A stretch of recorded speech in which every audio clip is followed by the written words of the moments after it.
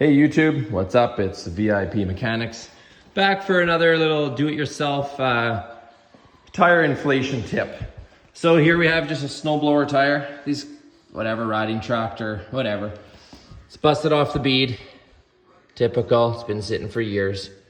So we're gonna do the old strap trick. So wrap a ratchet strap around it.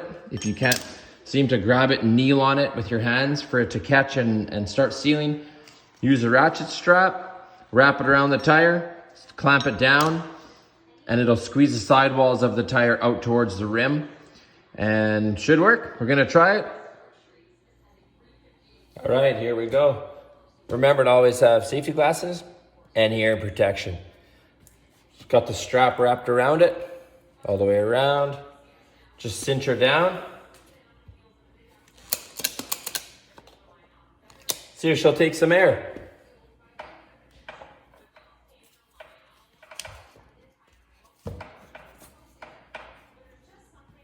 There we go.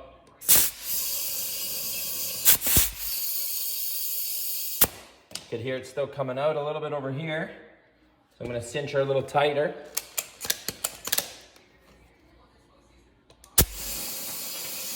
Now we can maybe work it a little bit with our feet and stuff.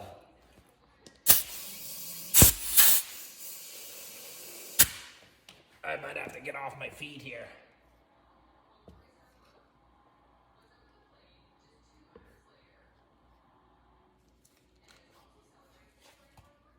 I want to listen a little more where the air's coming out.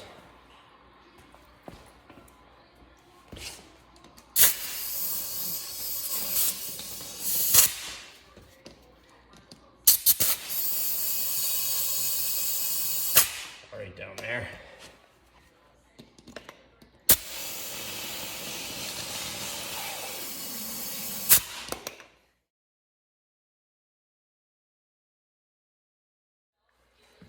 All right, we're back and we got her.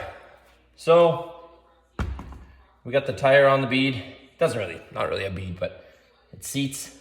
And yeah, you know what? All it did, I actually, it was leaking from the bottom more so when I was pumping it up. So what I did is I rotated the clamp, like my ratchet strap, so that the ratchet was wherever it seemed to not really seal that well. And then I just put my knee on it and pushed hard and filled it up with air, wiggling it around, and she just took. So once it takes on, of course that strap is so tight that once it takes on, that strap gets extremely tight and sometimes very hard to undo. So this one was really tough to undo. I actually bent the plastic end on my strap just trying to release the darn thing.